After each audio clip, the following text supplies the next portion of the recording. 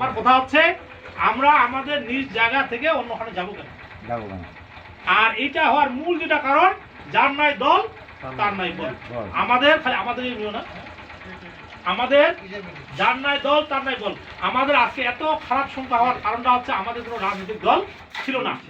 এবার আমাদের দলের প্রধান ইনি ছিলেন এসপি। কি হলেন রাজা ভাই? বুঝছেন, ইনি ছিলেন এসপি। তো এসপি মানে বুঝলেন তো, একটা জেলার প্রধান, পুলিশের প্রধান।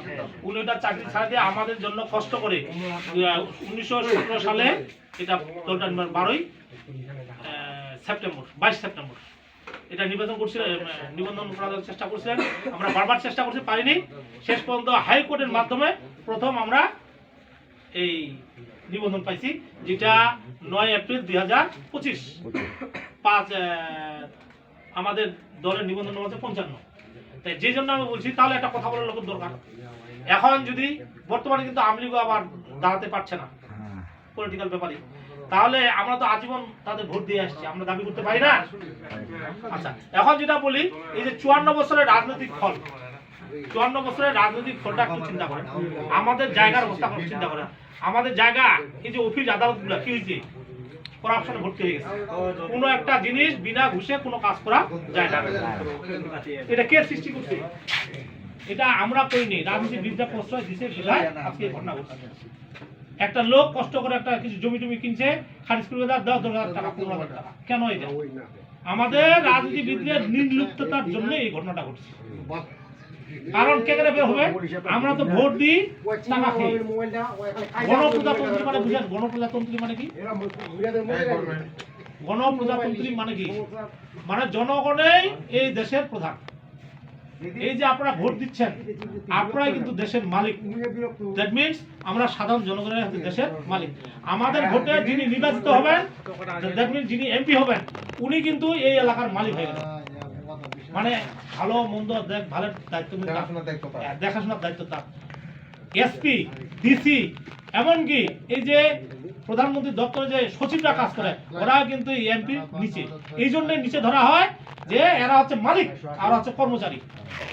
আপনি নির্বাচন করলে 5 বছরের জন্য আমি মালিক হইলাম, তারপরে কিন্তু আর পারবো না। ঠিক আমরা 54 বছর কিন্তু ভোট দিয়ে আসছি, তাতে কি ফল পাইছি? আমাদের এলাকা করাপশনে ভর্তি হয়ে গেছে, ঘুষ ছাড়া কোনো কাজ হয় না। এবার আমরা আমাকে ভোট দিব। আমার যেটা বড় সমস্যা, মানুষ এরপর হওয়া পারবে এরকম, তাই না?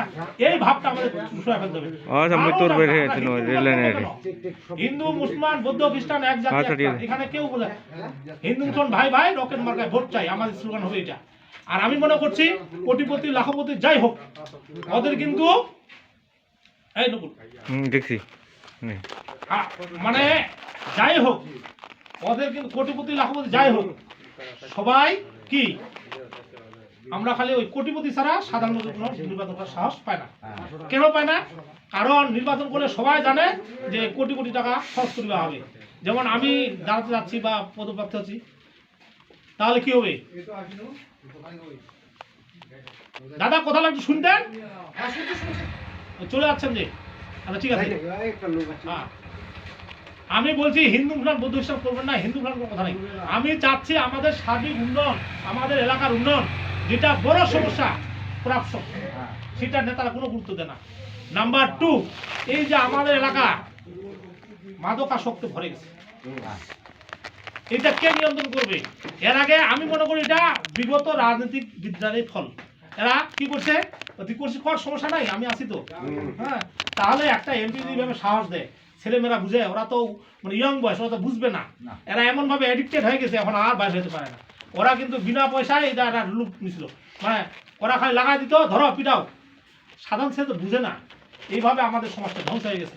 যদি আজকে বলে এটা কাজ ভালো না রে, এটা বাদ দাও, এটা করা যাবে না, তাহলে কিন্তু এতটা আসতো না। আপনারা হয়তো ভাবতেছেন যে এটা আপনিও পারবেন না। আমি বলছি যদি রাজনৈতিকভাবে চাওয়া যায়, অবশ্যই পারা যাবে। কিভাবে? আমার যেটা চিন্তা আছে, যদি নির্বাচিত হই, তাহলে এই যে যতগুলা এই ধরনের মাদক ব্যবসার সঙ্গে জড়িত, যারা ঘুষ খায় বা মাদক কেনাবেচা করে, পুলিশ কিন্তু ঠিকই জানে।